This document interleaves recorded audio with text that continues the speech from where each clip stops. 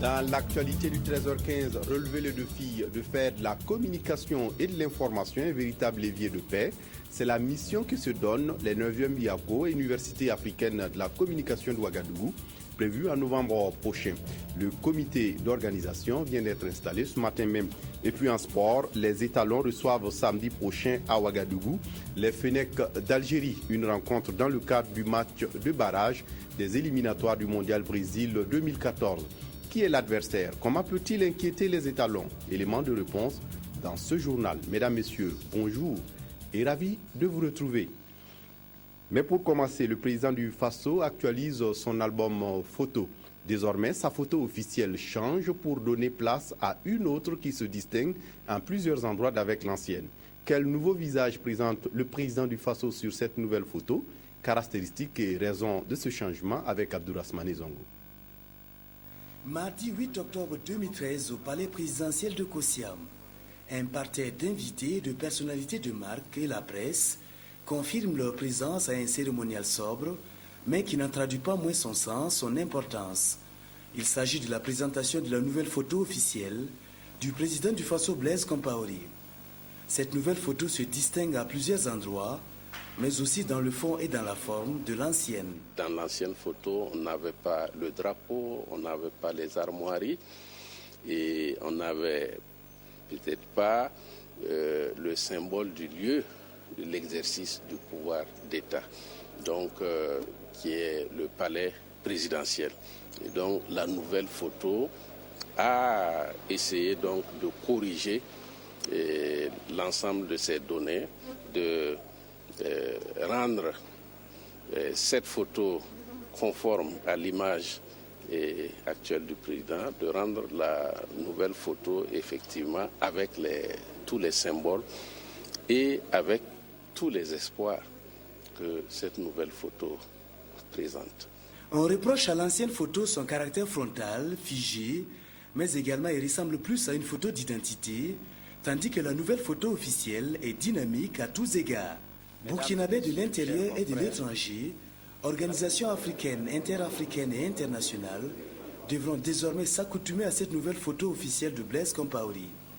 La photo officielle des responsables politiques est une tradition depuis le 19e siècle. Elle reste un attribut officiel, une représentation de la fonction. Pour Assimi Kwanda, elle évolue et s'adapte aux exigences et enjeux de l'heure en vue d'un repositionnement de l'image du président.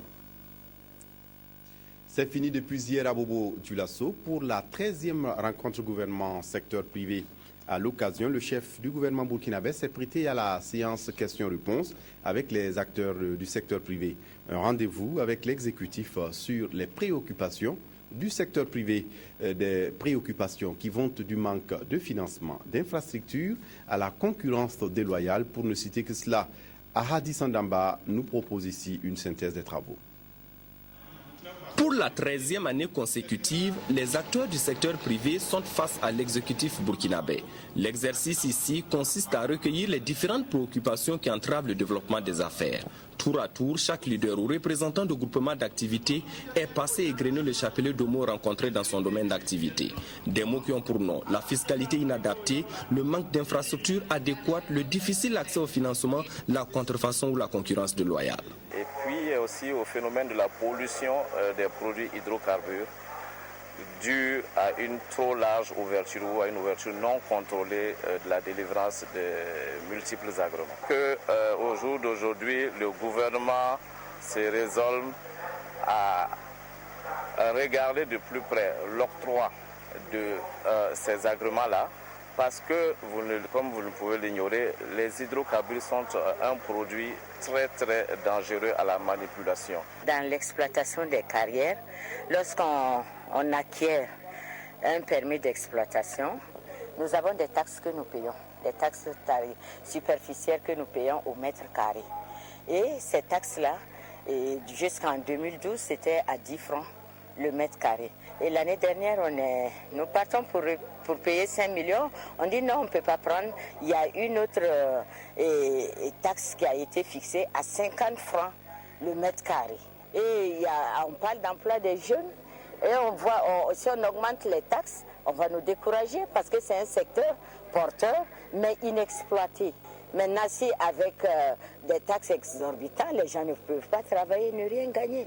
Du côté du gouvernement, toutes les préoccupations et suggestions sont certes à prendre en compte, mais les résolutions nécessitent une analyse profonde. Nous, ce qui nous préoccupe actuellement à cette édition, c'est de voir comment nous pouvons accompagner le secteur informel vers vraiment sa transformation, sa formalisation. Notamment, nous les invitons et nous allons travailler dans les centres de formalisation des entreprises, les centres de gestion agréés.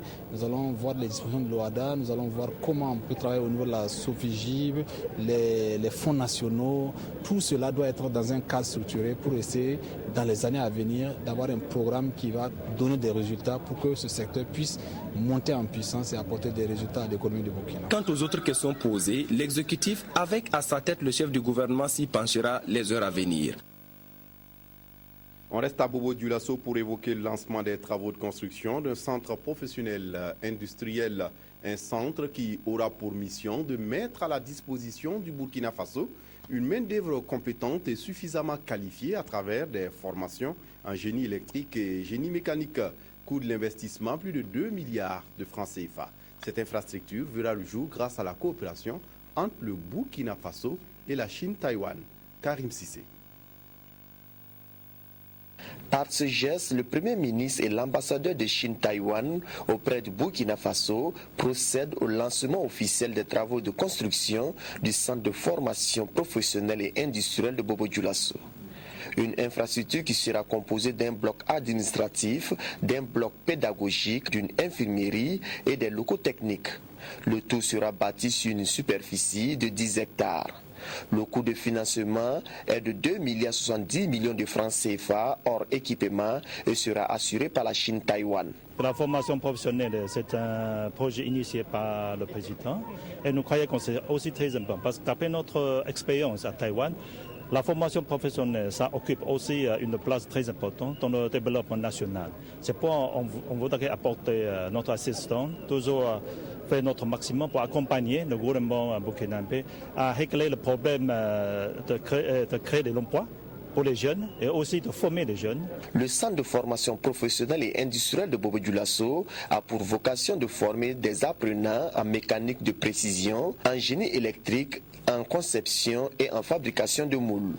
À terme, cette infrastructure permettra de mettre du personnel compétent et suffisamment qualifié à la disposition des unités industrielles du pays et de la sous-région.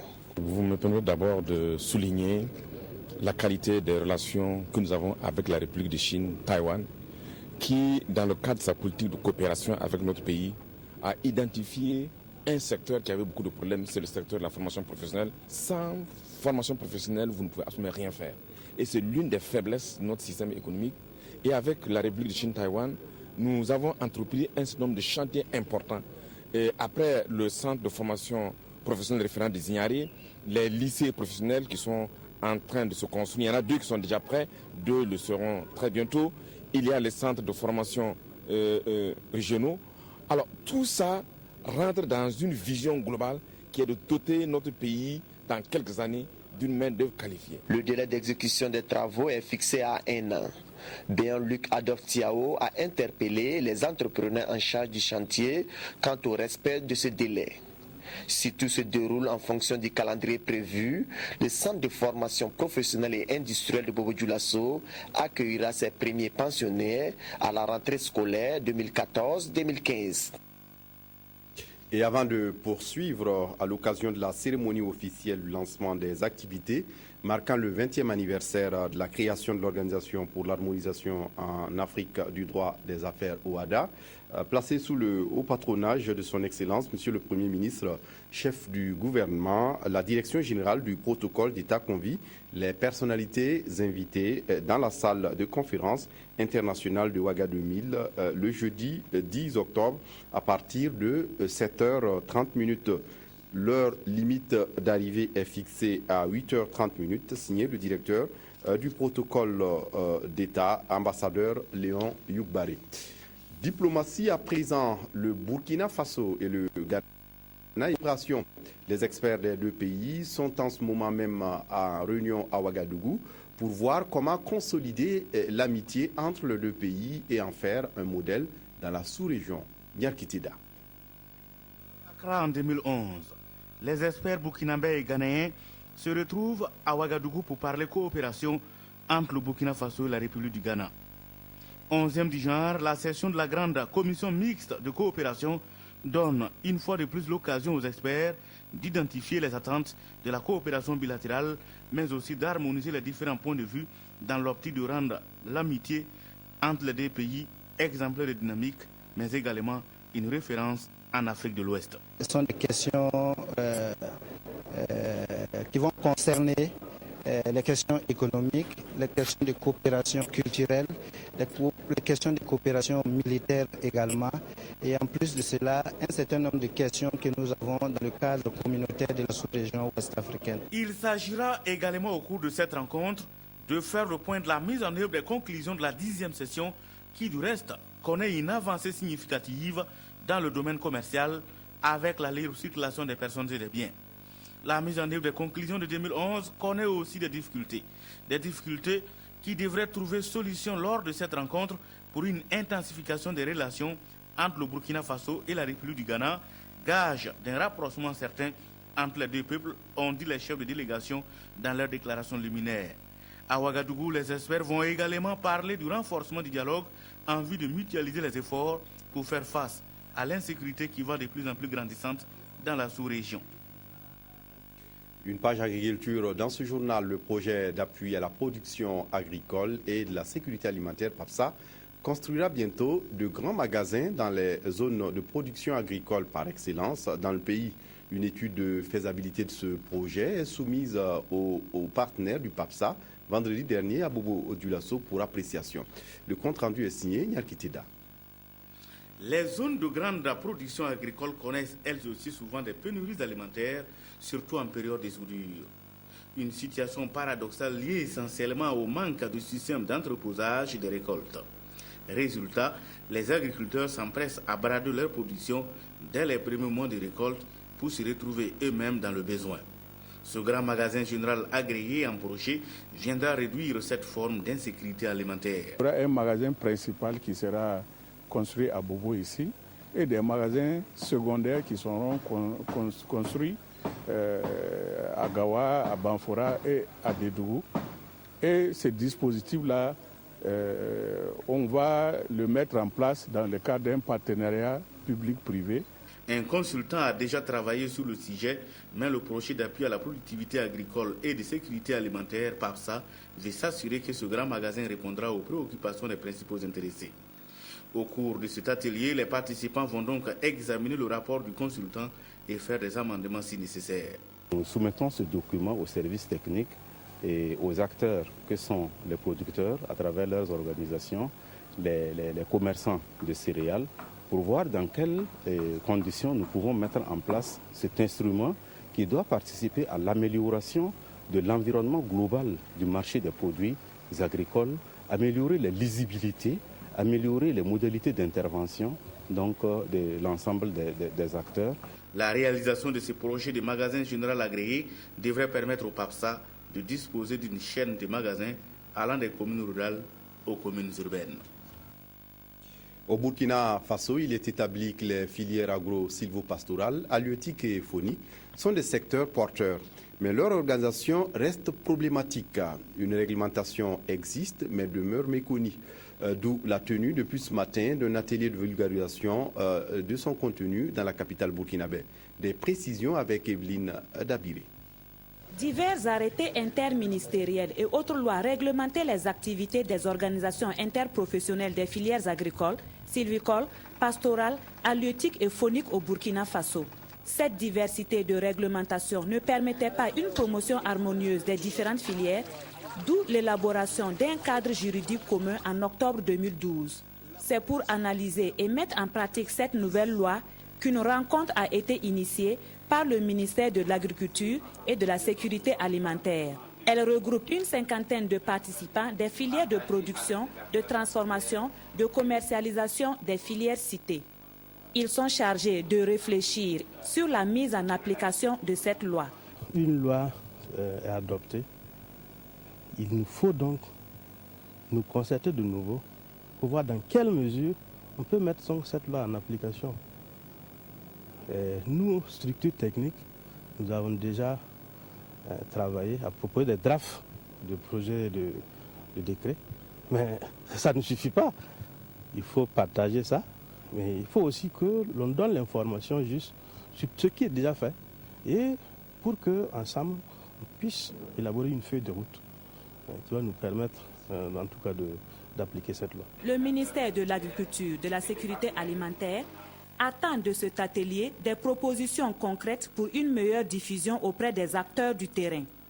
Les travaux de cet atelier, qui vont durer 48 heures, se feront en groupe et en plénière et les résultats attendus devraient permettre une organisation efficiente de ces secteurs et la promotion de leurs filières communes. Je vous le disais en titre, rendez-vous en novembre prochain pour la tenue de la 9e édition des UACO. Du 20 au 23 novembre prochain donc, les universités africaines de la communication de Ouagadougou vont tenter de relever le défi de faire de la communication et de l'information un véritable levier de paix, d'où le thème de cette année, communication, paix et démocratie en Afrique. Le comité d'organisation de la manifestation vient d'être installé ce matin en présence de Peggy Ouedraogo. Sont attendus à la 9e édition des universités africaines de la communication de Ouagadougou des professionnels et spécialistes de l'information et de la communication africains et internationaux. Les 20, 21, 22 et 23 novembre prochains, ils vont se pencher sur le thème choisi « Communication, paix et démocratie en Afrique ». Et pour que la 9e édition des UACO tienne toutes ses promesses et plus encore, un comité national d'organisation restreint est mis en place. Sur le terrain, ce comité est structuré en 6 commissions que sont les commissions thèmes, presse et relations publiques, finances, transport, accueil et hébergement, ainsi que les commissions protocole, sécurité et santé et enfin la commission animation et mobilisation. Le comité national d'organisation restreint ainsi composé est supervisé par un comité de suivi, lui-même appuyé par un comité d'organisation. Et le ministre de la Communication de rappeler que tout devra être mis en œuvre pour faire des UACO 2013 une mobilisation tous azimuts. Pour l'heure, les partenariats sont ouverts au secrétariat permanent des UACO et sur les réseaux sociaux dont Facebook, il suffit de taper UACO BF, page officielle. En sport, vous le savez déjà, les étalons reçoivent samedi prochain au stade du 4 août à Ouagadougou les Fennecs d'Algérie. Une rencontre dans le cadre du match de barrage des éliminatoires du Mondial Brésil 2014. Qui est l'adversaire? Comment peut-il inquiéter les étalons? Élément de réponse dans ce reportage que nous propose Ruth Ouattara. Dans un groupe H où figuraient le Mali, le Bénin et le Rwanda, l'Algérie a réalisé un parcours à peine moins impressionnant. La seule grisaille de cette éclaircie est une défaite concédée 1-2 en terre malienne le 10 juin 2012. Rencontre d'ailleurs délocalisée au stade du 4 août de Ouagadougou. Cette sélection dirigée par Vahid Ali Hodzik espère disputer sa deuxième phase finale consécutive. Pour ce faire, le technicien bosnien n'a pas hésité à écarter des cadres historiques comme Antar Yahya, Karim Ziani ou encore Nadir Belach au profit d'une nouvelle génération amenée par Sofiane Fegouli, Isaac Belfodil, Safir Taïder pour ne citer que ceux-là. Les nouveaux Fennecs n'ont pas encore la trempe de leurs aînés, élevés au rang de héros après le barrage face à l'Égypte, mais ils devront faire mieux qu'en 2010 et l'élimination précoce au premier tour.